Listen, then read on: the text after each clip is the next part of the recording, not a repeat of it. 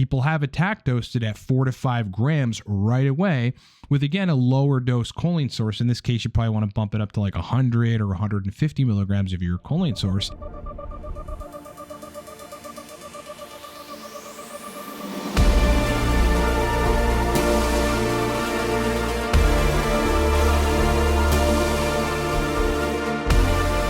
What's up, everybody? It's your boy Ryan, and this is the Thunder Channel on Nootropics, on TRT, on biohacking, and on male performance. Please subscribe to the channel now, because hey, bro, I bet you're gonna like the content, so just hit the sub button now. And I got a crazy Asian dude that is nothing to fuck with, man. That sometimes is good and sometimes is bad. That would really appreciate it, bro, if you would hit that like button. Funny fat guy falls on face. Who are we? We are Cortex Labs, and we are a performance company for males. We make a couple high-level nootropic stacks, which you can find in the description of this video. I am a coach and a consultant on TRT nootropics and a bunch of other things. And we make courses, video courses of yours truly, teaching you how to use nootropics that have many stacks in them, as well as downloadable guides relating to nootropics and TRT. You can find all of our stuff in the description of this video or at livecortex.com. So in this video, I want to talk about how to dose piracetam. Piracetam is like it's the root of the rest of the racetams. In fact, all of the rest of the racetams, the other 6 racetams that we typically take, were sort of derived from piracetam and also created with the intention of making piracetam better. Now, it's a drug that's marketed for, or was marketed for, Myoclonus, which is a brief involuntary irregular twitching of muscle, a joint, or a group of muscles, different from clonus, which is rhythmic or regular. Myoclonus describes a medical sign as generally not a diagnosis of a disease. These myoclonic twitches, or jerks, or seizures can actually be aided by the use of piracetam. Now, Wikipedia also goes on to say that piracetam is used as a cognitive enhancer, and that's how we understand it via its cholinergic properties, which we're going to get into, improving memory and attention and learning. Now, one of the really interesting things about piracetam is that it's anti-vasospasm, so it essentially promotes microcirculation. I think this is a really cool element of it that you really can't get, or at least isn't in the literature relative to other racetams, so just something to consider.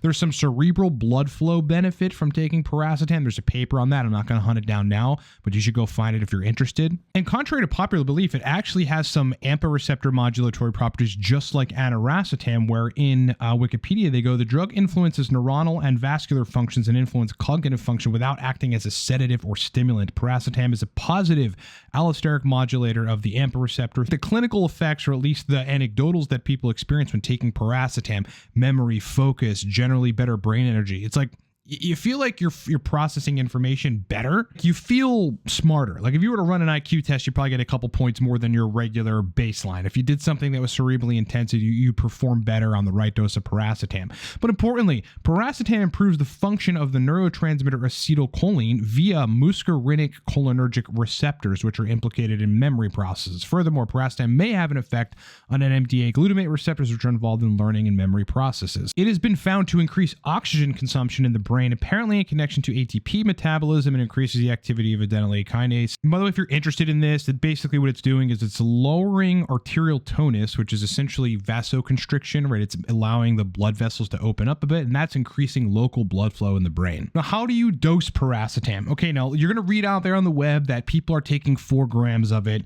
with a choline source, and that's essentially how you should start. But I don't believe that that's true. In my years, in fact, I've seen the opposite be true. What you really should do is start very low, get a low dose choline source in there, see how you fare, and then gradually move up if you need to the point of max tolerability, to where you either get side effects or the stack becomes inconsistent or you don't notice it or something. And with that suggestion, by low, I mean 800 milligrams, okay? You weigh out 800 milligrams if you have piracetam powder. Hopefully you're getting powder and weighing it out on a milligram scale.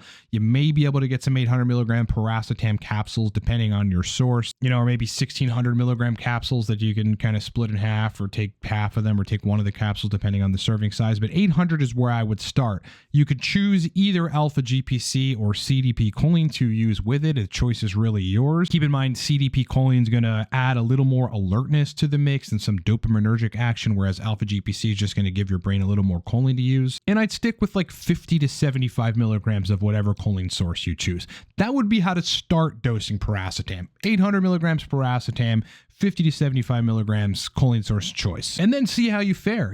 I wouldn't be looking for a particularly stimulating feeling, although you may have a stimulating feeling. A lot of people, when they take nootropics, are like, oh, well, how does it feel, or I don't feel it, or I don't notice. What you want to do is administer the piracetam and then sit down and do something cognitively demanding. I mean, we're not taking recreational drugs here. That's not what this channel is about, and that's not what nootropics are for. In fact, they've sort of gotten a bad rap because people have used them in that regard. You're not looking to feel anything. You're looking probably to have some extra energy, definitely cognitive function, right? You want your brain to work better. So go execute a cognitive task and see how you're functioning. Thereafter, though, like if you notice, hey, maybe I could go up and functioning okay, or I don't really notice anything, that will be the point to then just double it from there on out. So go to 1600 milligrams, same dose of a choline source, okay? Thereafter, hey, maybe go to 2 grams. If you feel like you can go higher, you can go up to 5 grams of piracetam. Keep in mind, the higher you go, the more chance you run of side effects and brain acetylcholine mismatches or potential overstimulation of the receptors. The cholinergic system is like, you can tamper with it to an extent, and that's what we're all about here, right? Getting the best effects from nootropics carefully, but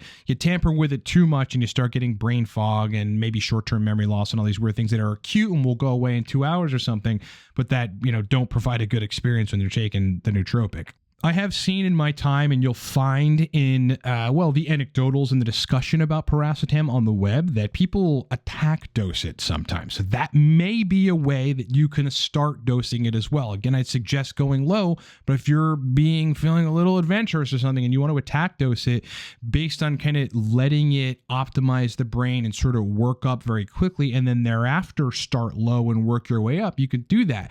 People have attack dosed it at 4 to 5 grams right away with, again, a lower dose choline source. In this case, you probably want to bump it up to like 100 or 150 milligrams of your choline source and see how you fare. I would say that the folks that are in need of heavy processing enhancements, where you just feel like you have absolute brain fog and you don't really know what's causing it, and you feel like optimizing the cholinergic system of the brain would help, which it usually does, then yeah, maybe an attack dose would work well for you. Now, as far as frequency goes, look, I don't use piracetam a lot, maybe twice a month, 3 times a month. I mean, I have a lot of other racetams.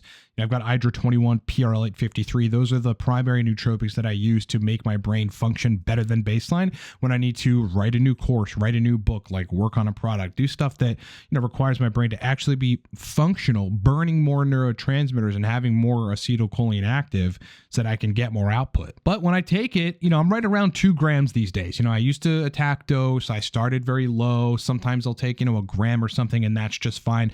But 2 grams gives me a noticeable stimulation, actually, which is interesting. 30, 40 minutes later, when it kicks in and it's like on its full onset, full serum capacity, that I am equipped now to do functional brain tasks, in a way which gets me a lot more productivity. Interestingly, it also makes me verbally fluent too, or more verbally fluent on top of baseline. So I'm not sure if it's having some sort of effect on episodic memory, which is the predominant kind of root of your verbal fluency. But it does that to me, not too potently stimulatory. So oftentimes I'll take it with some teocrine or a theobromine, maybe even some dynamine, like any of the adenosine receptor modulators, caffeine even, like any stimulant, it would stack well with piracetam and a choline source. In fact, it's one of the oldest tricks in the book to just take piracetam, choline source, and then layer on a stimulant on top of it. In addition to that, you could run that protocol of piracetam, choline source, stimulant on top, and then bring L-theanine, which kind of balances out the extra stimulation, and that makes a really smooth focus state. I mean, that's another template that is very often used,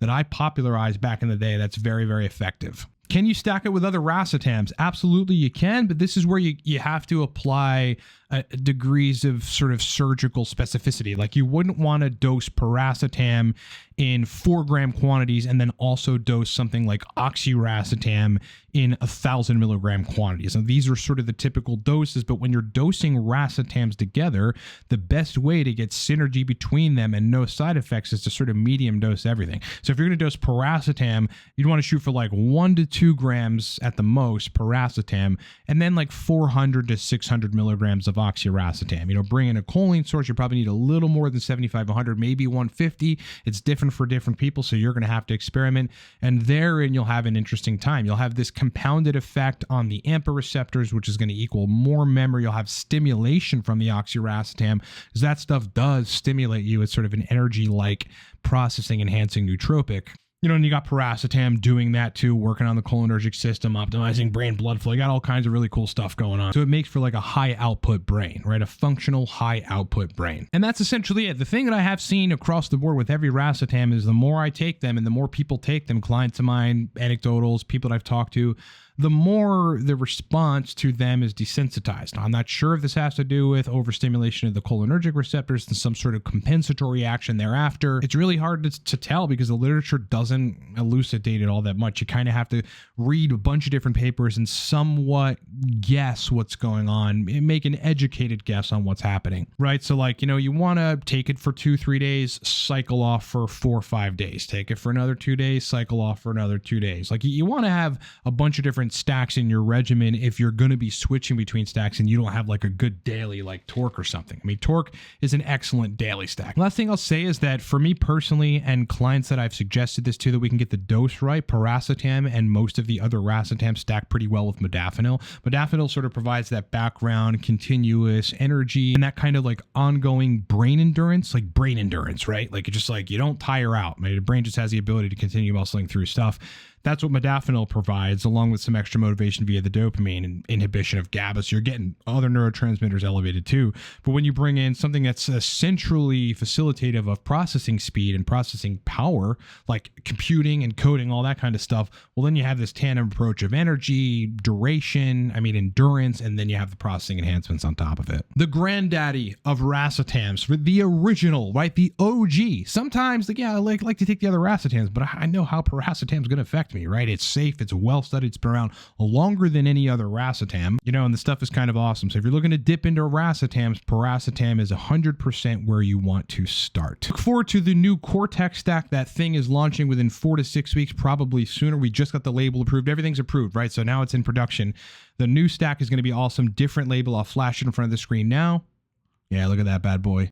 In the meantime, the Torque stack, this is a heavy hitter. I have it on my desk. I never run out of it. You never want to run out of the Torque stack. Best bet is to get it on subscription, have it shipped every month. This is energy and brain function and motivation and processing power in 2 pills, right? 2 capsules per serving, 30 minutes later, sometime sooner, your brain is tapped in, tuned in, turned on. Go get a bottle of Torque. Description of this video, my friends. Links are all down there or at livecortex.com. And if you need to hire me for any of my specialties related to nootropics, TRT, energy, blood work interpretation, hosts of other specialties, please go check out what I do at livecortex.com. Book an email, consult, or a call, and we'll get you squared away relatively quickly. All right, everybody. Pleasure being with you. Thanks for watching. Hope you're having a great day, and I'll talk to you on the next one.